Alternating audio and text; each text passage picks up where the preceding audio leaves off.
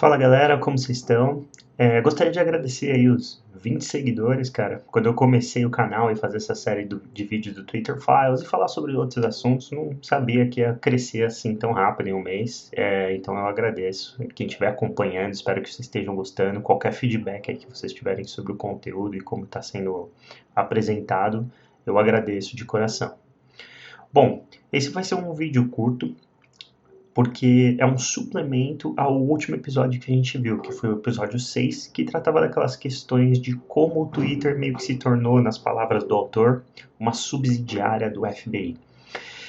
E era uma relação um pouco de subserviência, na qual o FBI fazia ativamente pedidos de moderação de conteúdo ao Twitter, que respondia com prontidão e não questionava. Depois que saiu esse episódio, essa thread, que foi feita por Matt Twibb, o autor recebeu uma resposta via um perfil político, jornalístico, nesse tweet aqui,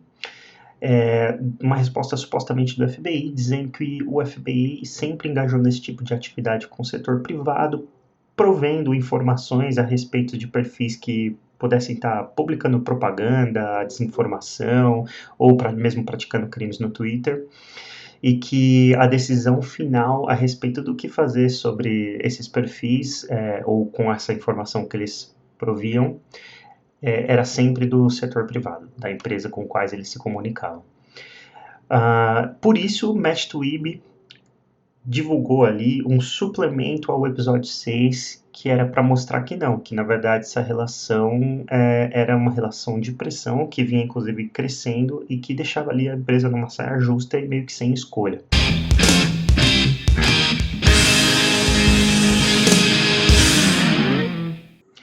Essa história curta começa em meados de julho de 2020, quando uma das pontas de contato entre o Twitter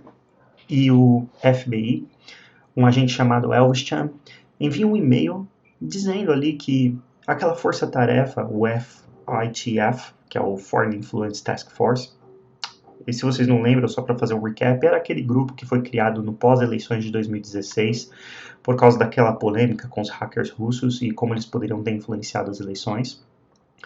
E se vocês não lembram mesmo, podem checar o último episódio onde eu explico melhor. Bom, esse grupo tinha criado um questionário de perguntas que deveria ser respondido pelo Twitter o mais rápido possível, de maneira escrita ou via telefone. E a maneira como o Elvis Chan se aproxima e escreve no e-mail dele é um pouco desconfortável, porque mostra que aquilo ali tinha gerado uma série de discussões dentro da USIC, que é a United States Intelligence Community, e que todos estavam de acordo ali que o Twitter devia explicações para o FBI. Bom, o que estava no questionário, basicamente, eram perguntas que haviam sido geradas porque nessa última reunião, implicitamente, ou pelo menos eles entenderam assim, que implicitamente o Twitter disse que não existia, não tinham identificado muita atividade ilegal de agentes oficiais dentro da plataforma recentemente.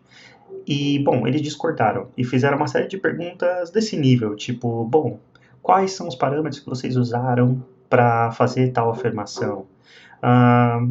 Com quais grupos vocês compararam o grupo de interesse para poder chegar a essa conclusão de que não há muita atividade? Então, uma série de perguntas ali super pervasivas e com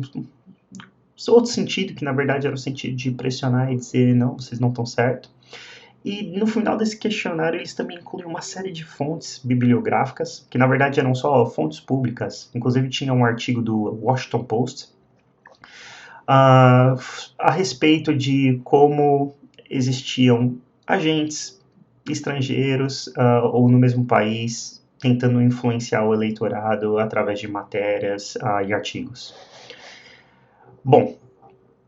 o Yorroff recebe esse questionário e ele se sente meio desconfortável com aquilo, porque parecia que ele não estava lidando com o FBI, com o que ele chama de Bureau,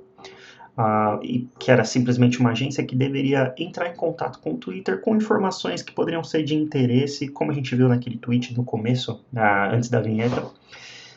e que eles poderiam escolher entre contribuir ou não. Na verdade, parecia mais um interrogatório que estava vindo de alguma fonte oficial do governo, tipo, ele cita ali o Congresso, né? Cara, Yoel Roth revisa o que foi visto durante essa reunião e chega à conclusão que não, que na verdade eles nunca deram a entender que o Twitter, que não existia aquele tipo de atividade no Twitter ou que esse tipo de atividade não era relevante. Ele inclusive manda essa mensagem para outros executivos do Twitter, dizendo que, na opinião dele, eles deveriam entrar em contato por telefone com o Elvis Chan o mais rápido possível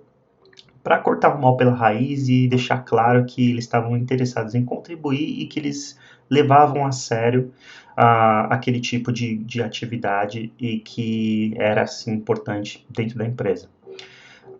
Isso também demonstra como que a relação ali era uma relação meio que de subserviência, mas também meio que gerada pelo medo, já que a maneira que o FBI lidava com eles era uma maneira ali implicitamente meio agressiva, mesmo, pedindo ali que eles agissem de uma maneira implícita. Para concluir, o autor mostra que esse tipo de troca, o que acontece com esse questionário e a exigência de respostas escritas ou via telefone dos executivos do Twitter,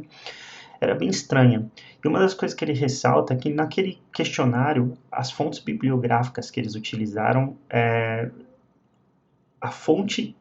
que essas fontes utilizaram eram agentes do governo de inteligência. E agora essas fontes que foram fornecidas por agentes do governo de inteligência estavam sendo usadas pelos mesmos agentes como fontes para o questionário deles e para a afirmação de que existiam atividades ilegais ocorrendo no Twitter durante o período eleitoral. E o Twitter estava errado em dizer que não tinham identificado muita atividade naquele momento. Então era uma situação bem constrangedora e que deixava os executivos do Twitter numa posição meio difícil. Bom, foi bem curto esse vídeo, mas é porque é só um suplemento, como eu disse no início, e só para a gente entender como a relação estava crescendo para algo bem fora do controle ali, e uma agência que deveria, como a gente viu naquele tweet, que eu vou colocar aqui de novo, uma agência que deveria apenas trazer informações que seriam relevantes para a plataforma, que se tivesse interesse poderia verificar e tomar alguma ação. Na verdade, estava se tornando uma política ativa ali do FBI, praticamente mandando o Twitter lidar com o conteúdo que eles traziam.